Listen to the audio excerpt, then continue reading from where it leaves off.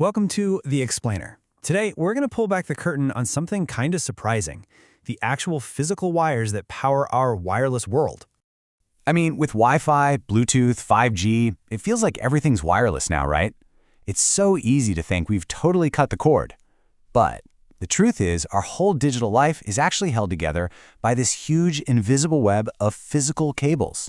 So today, we're going to follow that connection. We'll start right at your desk, zoom out to your building, and then go all the way across the globe to find those hidden wires that make everything, well, work. Okay, let's start at the scale we all know best, your desk. You know that simple little cable that plugs your laptop into the wall? Turns out it's way more sophisticated than you might think. Yeah, this is the patch cable. I'm sure you've seen them. They're often these bright, colorful things, and they are the final, super important link between your computer and, well, the rest of the world. And if you were to look inside that simple rubber coating, you'd find the technology that's been the workhorse of local networks for decades. Let's check out the really clever engineering going on in there. So, the name twisted pair, it pretty much says it all, right? Inside the cable, you've got pairs of copper wires literally twisted around each other. But, and this is the cool part, it's not just to keep things tidy. That simple little twist is actually a stroke of genius. Okay, so how does this actually work? It's brilliant.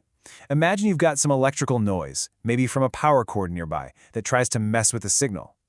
Because the wires are twisted, that noise hits both wires in the pair at the same time, but in opposite ways.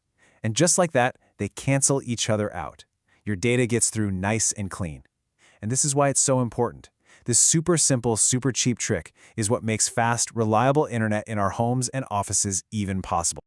Now, these twisted pair cables basically come in two main flavors. You've got the unshielded kind. That's what you're going to find in pretty much any home or office.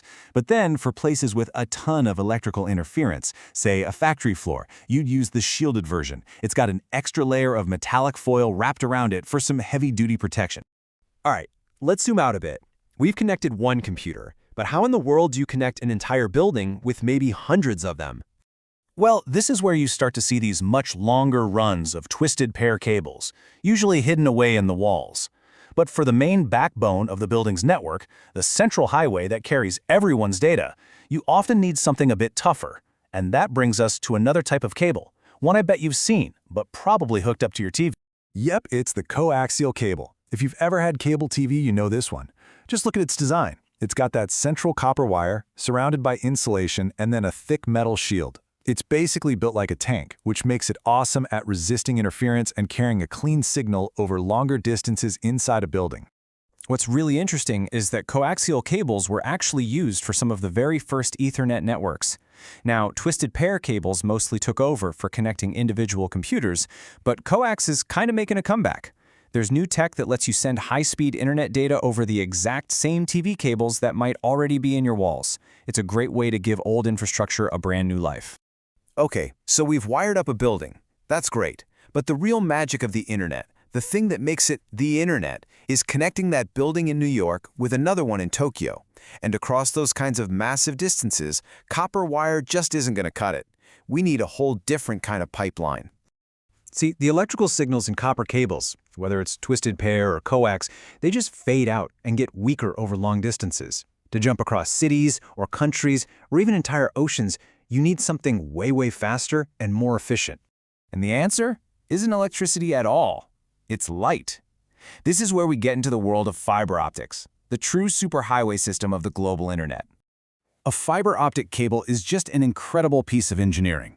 At its heart, you have a core of glass that's actually thinner than a human hair, and it transmits data as tiny pulses of light. And the amount of information one of these can carry, it is absolutely staggering. We're talking a single strand of fiber carrying hundreds of thousands of HD movies, all at the same time. That's the kind of power you need to run the modern world. And this chart just lays it all out, doesn't it?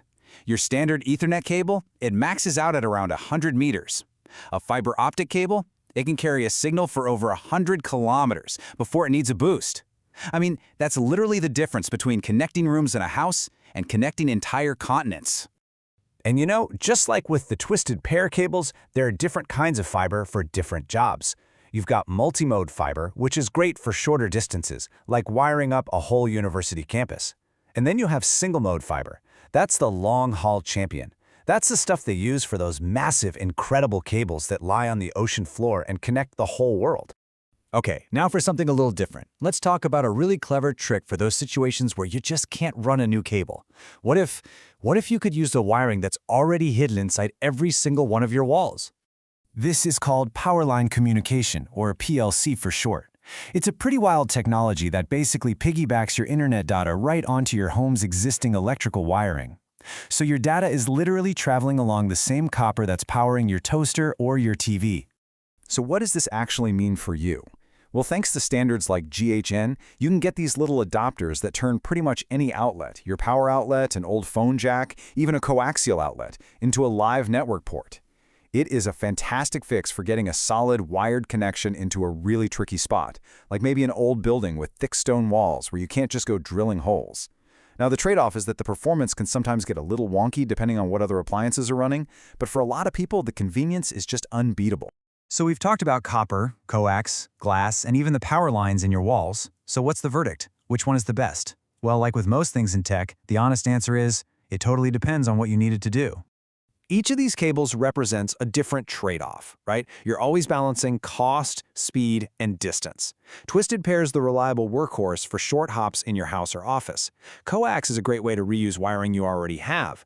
Power lines are that clever workaround for hard-to-reach spots. And fiber optics? Well, that's the undisputed king for anything that needs to be super fast and go super far. Understanding these trade-offs is really the key to building any network, from the one in your living room all the way up to the entire internet. So, from that little colorful cord on your desk all the way to those hair-thin strands of glass buried deep under the ocean, these physical links are the true foundation of our digital lives. And think about it, as our demand for data just keeps exploding, the next generation of these hidden wires is going to decide the speed and the scale of our future.